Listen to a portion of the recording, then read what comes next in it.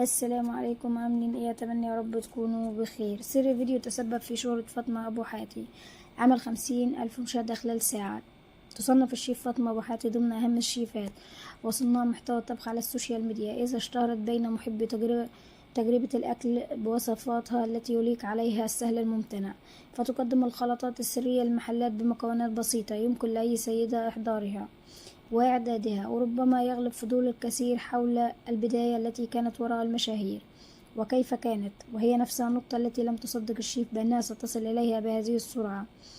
تعود أصول فاطمة أبو حاتي إلى قرية بجوار مدينة المنصورة بالدقهلية، التي أوزعت فيها حب الطبخ والخبز، تربت على الفرن الفلاحي والخبيز بحب الخبيز والخير اللي هو البيت.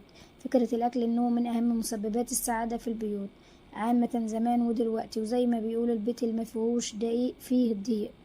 ولم تكن السوشيال ميديا في حسابات فاطمة إلا أنها قررت خوض التجربة بتشجيع من صديقتها التي يستشرنها دائما، إذ يعرفن بتمكنها من الطبخ، ودشنت صفحة تضع عليها صور للأكلات مدعومة بالمقادير وطريقة العمل، حتى قرر ابنها دعمها أكثر ودشنوا لها الصفحة وقناة اليوتيوب وصاروا فريق عملها. وكانت هي في حالة تسمح لها بذلك بعد زواج ابنتيها وتخرج الأبناء الذكور من الجامعة.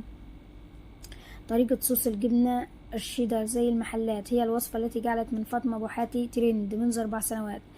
مضت لتخطي الصفحة التي كانت تضم 2500 متابع فقط لمدة عام 50,000 متابع بمجرد نزول الفيديو، وتعتبر أن سبب نجاحه أن الصوص مفضل لدى كثيرين في المحلات لكنهم لا يعرفون كيفية إعداده.